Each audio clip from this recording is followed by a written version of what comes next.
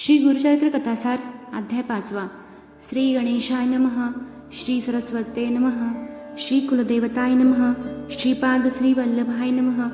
श्री नृसिंह सरस्वते नमः. श्रीपाद श्री वल्लभांची जन्मकथा. नामधारकाने सिद्धयोगाला दत्तात्रेयांच्या अवताराबद्दल विचारले तेव्हा तो म्हणाला, विष्णूने अमरीशासाठी नानाविध रूपाने अवतार घेतले. सज्जनांचे रक्षण, दुर्जनांचे हनन, भक्तांचा उद्धार, अधर्माचा बिमोड, धर्मसंस्थापना, धर्मोन्नती व मानवी उत्क्रांतीस पोषक अशी अनेक कार्य केली. कलियुगात लोक धर्मभ्रष्ट झाले, कर्मभ्रष्ट झाले, वाटेल तसे वागू लागले, अनाचार व दुर्वासना बळावल्या. तेव्हा लोककल्याणार्थ श्री गुरु दत्तात्रेयांनीही अवतार घेतले. पिठापूर नगरात आपस्तंभ शाखेचा एक ब्राह्मण गृहस्थ राहत असे. आपळराज हे त्याचे नाव. सुमती ही त्याची पत्नी. ती पतिव्रता स्त्री होती. गृहकृत्य दक्ष, पतीला सहाय्य करणारी, अतिथींची सेवा करणारी अशी गृहिणी होती. ती विष्णुदत्ताची भावभक्तीने नित्य आराधना करायची. एकदा अमास्येच्या दिवशी आपळराजाच्या घरी पितृश्राद्ध होते. तेव्हा भगवान दत्तात्रय अतिथींचे रूप घेऊन तिच्याद्वारे आले. त्याला थांबायला लागू नये म्हणून सुमतीने ब्राह्मण भोजनापूर्वीच भिक्षा घातली. हा तिचा सेवाभाव पाहून दत्तात्रय अतिशय प्रसन्न झाले. त्यांनी तिला 3 मुखे व 6 हात अशा मूळ दत्त स्वरूपात दर्शन दिले. सुमतीने त्याला वंदन केले. तेव्हा ते म्हणाले, हे माते, अतिथीचे स्वागत करण्यात तुझी तत्परता दाखविलीस, त्यामुळे मी अगदी संतुष्ट झालो आहे. मी तुला वर देऊ इच्छितो. जे हवे ते मागून घे. त्यावेळी सुमतीने हात जोडून श्रीगुरूंची स्तुती केली. ती म्हणाली, हे गुरुनाथा, तू जगाचा स्वामी आहेस. लोकांना भवसागरातून तारून नेणारा आहेस. तू भक्तवत्सल आहेस. निजदासांवर अनेक प्रकारे कृपा करतोस. तू दीनदुबळ्यांना आधार देतोस. वेदपुराणांमध्ये ठाई ठाई तुझीच कीर्ती वर्णन केलेली आहे. चराचराचे कल्याण करणे हे तुझे ब्रीत आहे. 14 भुवने अहोरात्र तुझीच प्रशंसा करतात. तू आपल्या सेवकांचे सर्व मनोरथ पुरवितोस. हे महाप्रभू, तू मला माते अशी हाक मारलीस, ते वचन खरे हो. मला अनेक पुत्र झाली, पण ते जन्मातच मेले. जे जगले त्यामध्ये एक आंधळा आहे, तर दुसरा पांगळा.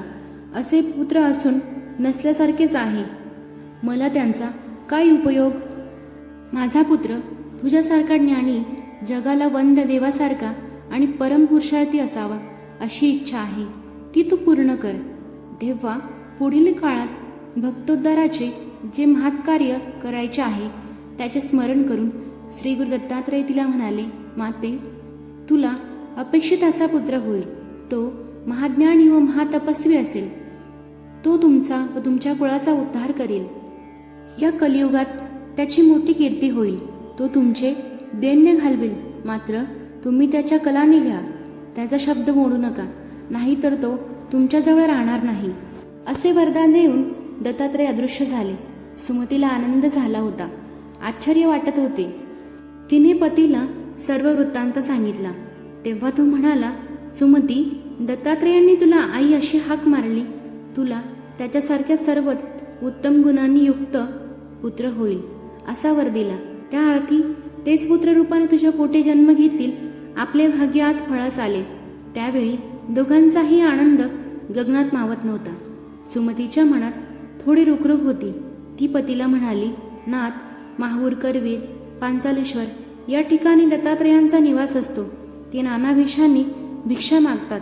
मध्यान्ह कोणी अतिथी आल्यास त्याला कधीही विनमुख पाठवू नये. त्याला दत्तगुरु समजून भिक्षा घालावी असे तुम्ही आधी सांगून ठेवले आहे. पण आज श्राद्धाचे ब्राह्मण जेवण्यापूर्वीच मी भिक्षा घातली.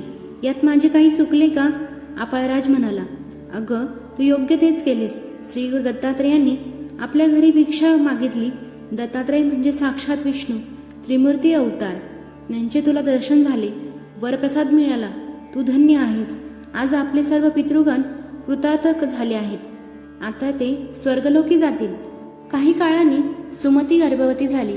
9 मास पूर्ण होताच तिने एका तेजस्वी पुत्राला जन्म दिला. ब्राह्मणांनी त्यांचे जातक वर्तविले.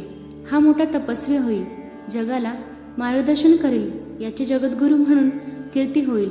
ते ऐकून अपराज सुमतीला धन्य धन्य वाटले. दत्तात्रेयांच्या वरप्रसादाने झालेला म्हणून त्यांनी पुत्राचे नाव श्रीपाद ठेवले. श्रीपाद 7 वर्षाचा झाल्यावर पित्याने त्यांची मुंज केली. मोजी बंद होताच तो 4ही वेद धडाधड म्हणू लागला. त्यांनी मीमांसा, न्याय, तर्क आदी दर्शनशास्त्राचेही ज्ञान तात्काळ प्रगट केले. ते ऐकून सर्व लोकांना मोठे आश्चर्य वाटले. श्रीपाद अवतारी महात्म्य आहे यांची त्यांना खूण पटली. ज्ञानीजन, विद्वान, ब्राह्मण यांनाही तो मार्गदर्शन करू लागला. आचार, विचार, व्यवहार, कर्म आणि प्रायश्चिते, वेदांचा अर्थ, वेदांचे रहस्य अशा अनेक विषयांचे ज्ञान प्रगट करू लागला. श्रीपाद 16 वर्षाचा झाला तेव्हा माता पित्याच्या मनात त्याचे विवाहाचे विचार येऊ लागले. याविषयी श्रीपादाला विचारले असता तो त्यांना म्हणाला, आई, बाबा, माझ्यासाठी विरक्ती नावाची स्त्रीच योग्य आहे. अन्य स्त्रिया मला माते समान आहे. मी तपस्वी ब्रह्मचारी आहे. योगरूपी श्री ही माझी पत्नी, म्हणून मी श्रीपाद श्री वल्लभ आहे. आता मी उत्तरेकडे जाणार आहे. माता पित्याला दत्तात्रेयांचे पूर्वीचे वचन आठवले. हा उतारी पुरुष आहे, याचा शब्द मोडला तर भलतेच काहीतरी व्हायचे. असा विचार करून ती दोघी म्हणाली, श्रीपाद, तूच आमचा आधार आहेस, उद्धव काळाची काठी आहेस, तो आम्हाला सांभाळशील या आशेवरच आम्ही होतो. पण तू तर जाण्याची वार्ता करीत आहेत. मग आम्ही कोणाच्या तोंडाकडे पाहायचे? पुत्रयोगाच्या कल्पनेने सुमती रडू लागली, मूर्छित पडले. श्रीपादाने तिला सावध केले. तिचे अश्रू पुसले व म्हणाला, आई, तुझी भावना मी समजू शकतो. आता चिंता करू नकोस. तुझ्या सुखासाठी तू जे मागशील ते मी देईल. सुमती म्हणाली, बाळा, तुझा एक भाऊ आंधळा आहे तर दुसरा पांगळा. मी तुझ्याकडे पाहूनच त्याच्या अपंगताचे दुःख गिळत होते.